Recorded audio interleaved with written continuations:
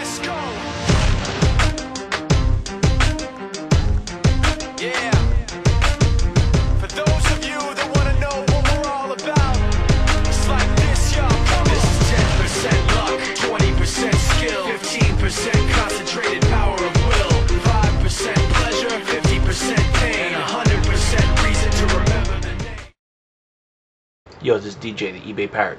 Give me some more tips and advice on how to stay alive on eBay. This is my quasi-first marketing video. I'm going to have a series of these on how to make money, not just on eBay, but off eBay as well.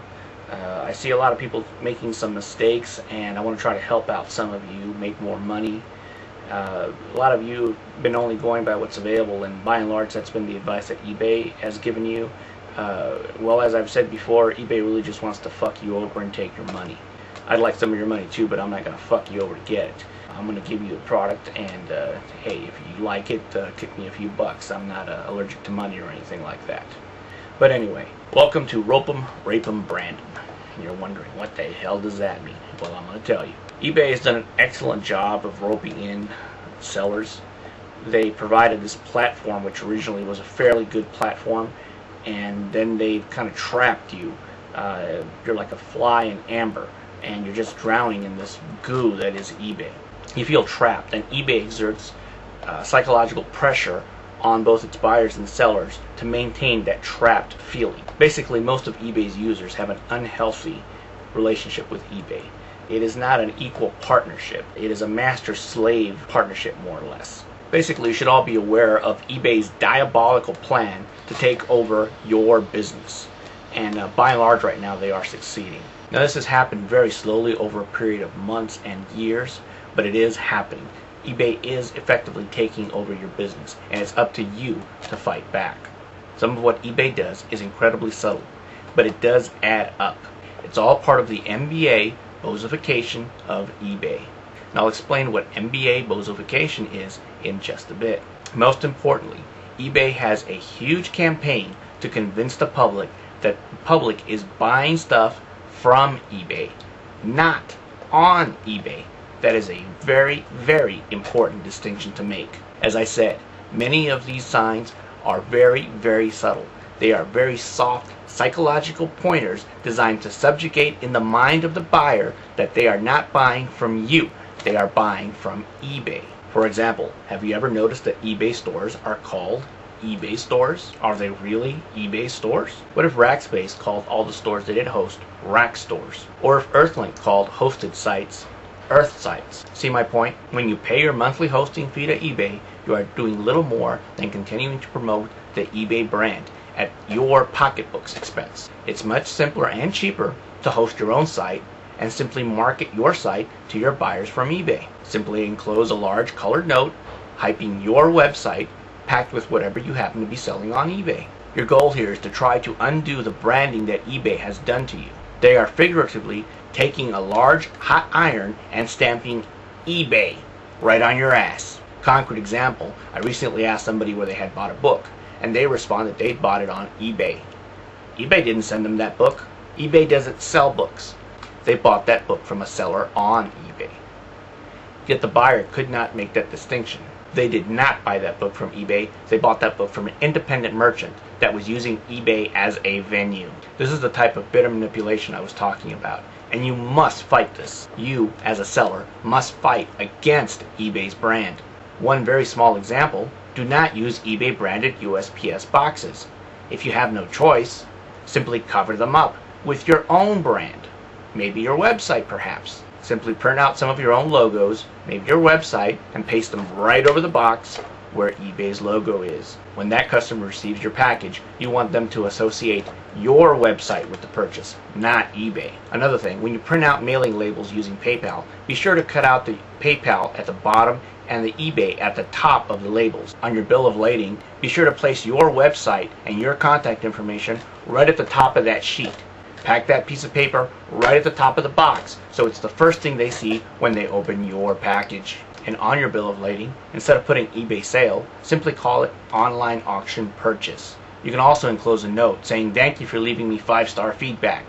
You don't actually need to mention the site by name. By the way, thanking them in advance for something they haven't actually done is a powerful marketing tool. It's called a positive presumptive. I'll be talking more about that as I develop my marketing series. Also, from your website, do not put a link to your eBay auctions. It's rather pointless to try to save money if you're going to send them right back to the place that's taking all of them. There is, however, a proper time to redirect people to your other listings. I'll explain a little about that later. The point is to have users associate their purchase with you and not with eBay. On to MBA Bozification. So what's MBA Bozification, you ask? Well, when a small company starts growing quickly, it's generally being run by non-professional managers. A good example is a bakery. A bakery is started by a guy who likes to bake. Okay, he is not necessarily an accountant. He is not necessarily a marketing guru. He doesn't necessarily have an accounting background. Well, there comes a point in every company's life where management feels that in order to make it into the quote-unquote big leagues, that they must have professional managers. Enter the MBAs. For some reason, even though the company is experiencing unbridled growth, they decided they're doing something wrong, and they need to bring in some MBA that really knows what he's doing.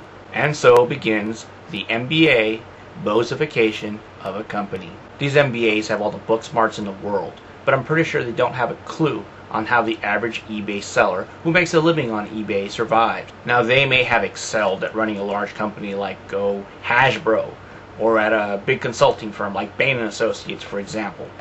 But running eBay is a little different. I'm pretty sure none of them has ever actually made a living selling stuff on eBay. So they blow off criticism when they make life-altering changes that affect people's livelihood and families. With lines like, "We understand that this may have an adverse effect on some of our users." Bullshit! Remember hearing that one a few times? Lines like that are condescending to the effects of some of these improvements that eBay makes. Some of these changes have destroyed years of investment in both time and money for many users. Some of these changes have caused personal and financial ruin for many users. And they want to push the line, "We understand." They don't understand jack shit. They wouldn't understand jack shit if it came with a manual. And so the MBA Bozification continues. They advise eBay to do stupid shit, like spend $2.6 billion for Skype, using words like synergy. How's this word? Stupid. Hey, MBA bozos up there. eBay's traffic has plummeted from 70+ million down to just over 30 million. Allowing for duplicates, that's a 40% drop. Figure that one out. Evidently, it's not just sellers who are upset with eBay. Buyers are also upset too. Looks like Meg cashed out her $32 million in stock options just in the nick of time, didn't she? Hey, eBay bozos, you must understand that your job is not to bring in buyers. Your goal is not to create demand. And your goal sure the hell isn't to try to reinvent the search engine. Your goal is to provide a stable venue for its users. Stop wasting time and money and ruining the user experience while trying out improvement that some MBA bozo thinks will improve the buyer experience. The bread and butter of eBay is a small and medium seller. It is not the likes of Buy.com, which despite their millions of listings is still only one seller, just one. It's the smaller sellers that constitute the bulk of eBay's users. Coincidentally, it's also this group that constitutes the bulk of eBay's buyers. Imagine that. Hence, the decline in traffic after you pissed off all of your smaller sellers. What eBay did is survey some of their most active buyers with the mistaken assumption that they were representative of all buyers. They were not. Even though they placed a disproportionate amount of bids relative to their numbers, they are not representative of your average buyer. They just like to buy a lot of shit online.